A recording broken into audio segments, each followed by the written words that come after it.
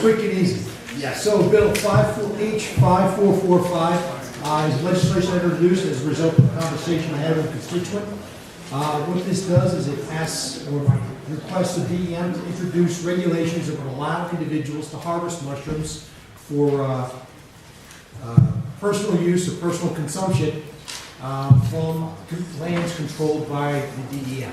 As of right now, a person who wants to go hunt for mushrooms and bring them home for a nice meal aren't allowed to do it on land controlled by the DEM. And this legislation just asks them to put together regulations required to allow that to happen again for personal use only. And I'll take any questions if anybody has them. Thank you, Representative. Any questions? I have one question. Representative Rankin Bass. Thank you. I had one question when I read this earlier.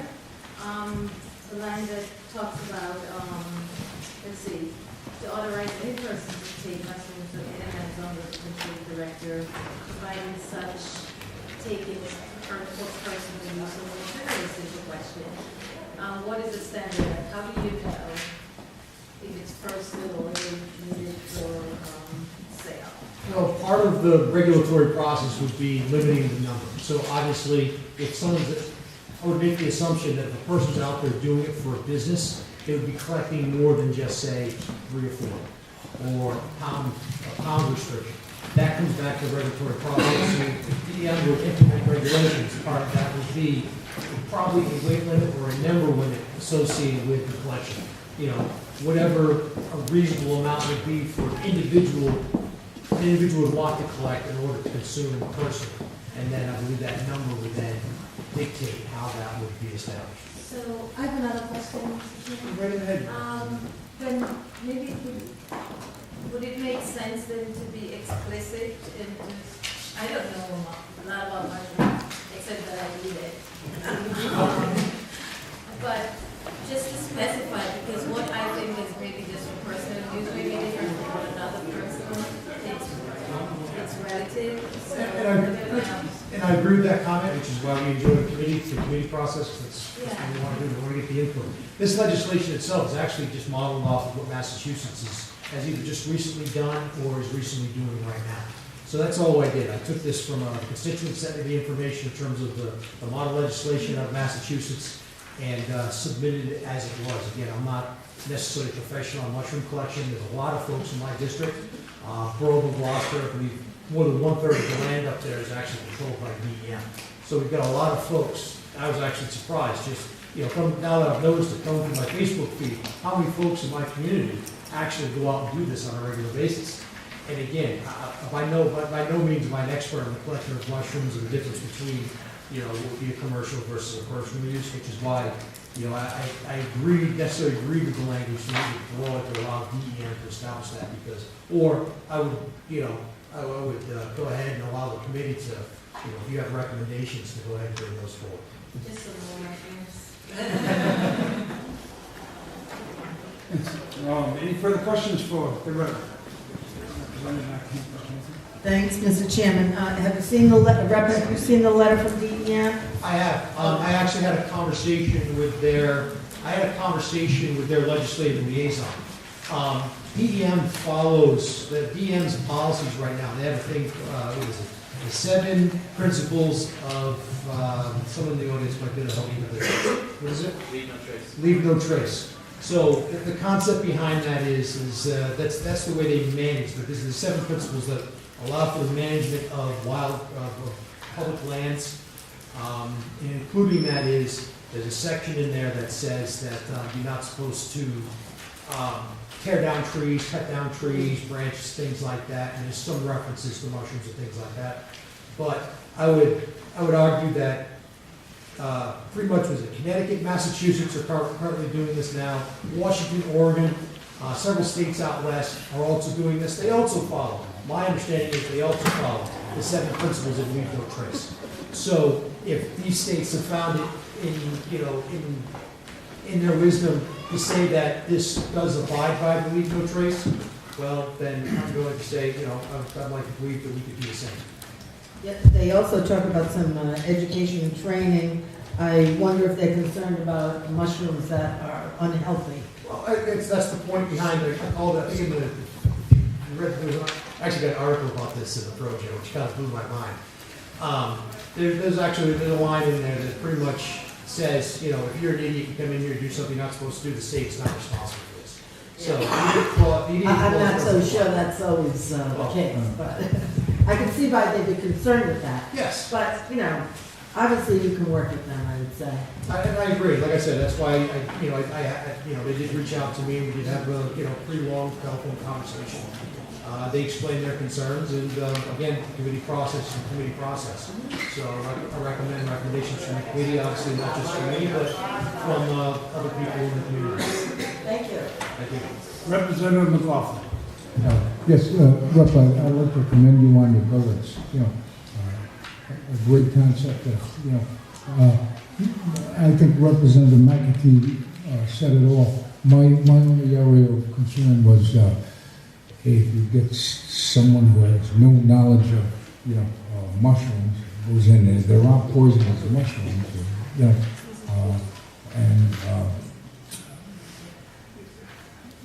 DEM's aware of it, and what precautions they would be taking in allowing this. People come in and actually do they have measures? Would they implement measures in place to actually identify the different types of mushrooms? Well, I think again, that's why it gets back into there's a lot of, again, I was pleasantly surprised by this. There's actually a lot of organizations out there in both Massachusetts, Rhode Island, and across New England that do this on a regular basis.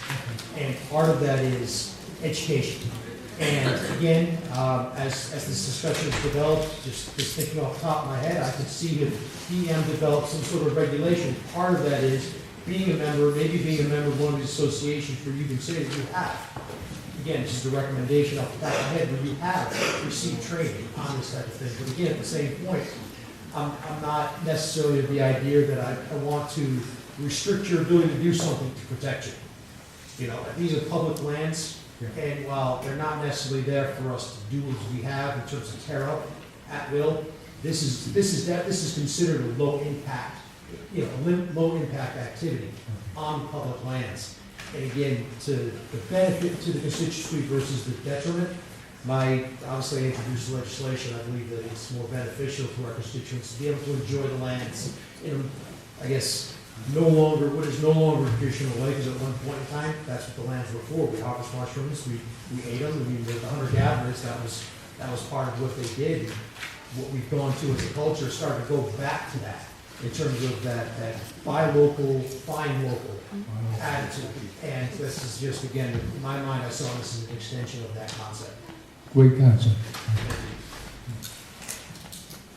Any other questions for this witness? Thank you, Representative. Brian Mulcahy of Rhode Island DEM is neutral, but has concerns. Our next witness will be Robert Burke. Good evening and thank you. My name is Robert Burke. I'm a fourth generation Rhode Islander, the owner of the Potterford restaurant, and also the creator of the Independence Trail in Providence. I have 5 short arguments as to why I believe this bill should be adopted and made law in Rhode Island. First is consumer argument, and that is being in the food business. We're acutely aware today of people's desire for farm to table, for local for, and especially to be able to get lots of varieties, heirloom tomatoes, things like this that you see that are not generally available in the mainstream supermarket food chain.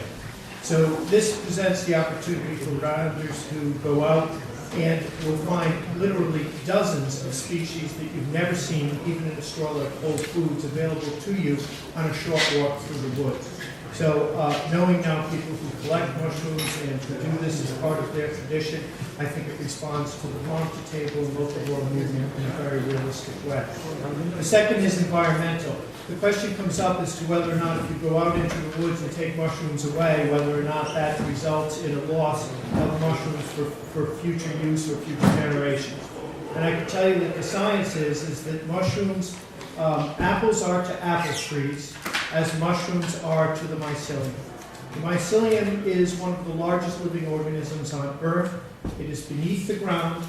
The mushrooms that come up are the fruit of the mycelium.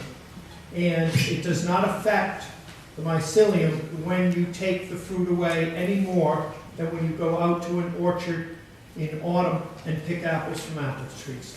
So this does not result in a loss to the environment, and it does not affect the source of that fruit, the mycelium, any more than picking an apple causes the tree to die. It doesn't. It's a natural process. The fruit has to be shed by the organism.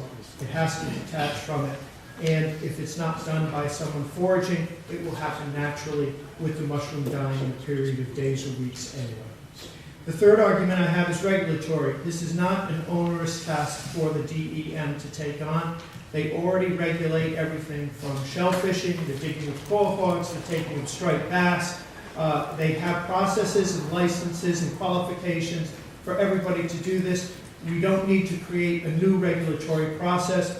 We merely need to use the existing regulatory process of licensing for the foraging and collecting and fishing of different species and include the mushrooms in that. The second to last is a legal argument. And the legal argument has to do with something that goes back all the way to our 1843 Constitution and actually predates it, going back all the way to the King Charles Charter, which is on display in the first floor of this building and dates to 1663. Article 1, Section 1, Article 17 says the following, that the citizens of Rhode Island shall have the right to the gathering of seaweed, leaving the shore to swim in the sea, and passage along the shore, and they shall be secure in their rights to the use and enjoyment of the natural resources of the state with due regard for the preservation of their values. We are the only people in the United States of America who have the constitutionally guaranteed right to collect seaweed. All of the other people who live in America are deprived of this right, which is unique to Rhode Island. And the reason that this right exists is because back in the times of Roger Williams, in colonial times, seaweed was fertilizer. And they guaranteed the right to collect the seaweed so that it could be tilled into the gardens and farms, guaranteeing that we would have an abundance of food for our citizens. And that right to use the natural resources as a food source, as an aid to growing food and as a food source itself, goes all the way back to when we were ruled by the King of England. And I think that it's appropriate for this committee to vote for this because it is continuation of a legal precedent that goes back and is one of the longest standing legal precedents and one of the most unique legal rights, the right to collect seaweed that exists in America today, and I dare say beyond in the world. And the last is, I always ask when I'm wondering how we should do things in Rhode Island, I like to say, what would Roger Williams do? And Roger left the Massachusetts Bay Colony in a blizzard. Some people think he was going out to get bread and milk. Other people were thinking that he was trying to escape the long arm of the British law. He spent months out in the wilderness, and he finally settled on the shores of what is now the Seekonk River in what is now Rumford, and he eventually came across the river to Founder's Rock and settled here. And what we do know is that Roger Williams was a man of the forest. He was a man of the sea. He was a man of the woodlands, and he did not have a stop and shop to shop at. And he foraged. He foraged and he hunted and he fished. And I believe that we are continuing in the tradition of Rhode Island's original forager, the first forager of Rhode Island, our founder, Roger Williams, when we affirm this right for the citizens of Rhode Island today to be able to go out into our forests. And I think it's also important that as we protect our environment to realize that people who see a value in our wilderness and in our forests and in our bay and shoreline are the first to stand up to protect it from any kind of degradation and any kind of incursion. So I think that this is not only going to create a class of people who will protect our environment. I do know that in many of the ethnicities that have come to Rhode Island and made it such a great melting pot state, whether it's the French, the Italians, their families go back for generations of collecting mushrooms out in the woods, and I will hope that the committee would move this on and it will be voted into law. Thank you. Thank you, Mr. Burke. That was very informative. Any questions for Mr. Burke? Okay, thank you. Our next witness will be Stephen Mikulski. Stephen Mikulski is actually the chef of Potafur. He's cooking right now and asked me to deliver to you his written testimony. And he is Rhode Island's first approved wild mushroom expert under the Health Department law that does give certification today, and is also creating a process by which Rhode Islanders can have their mushrooms inspected and certified by an expert.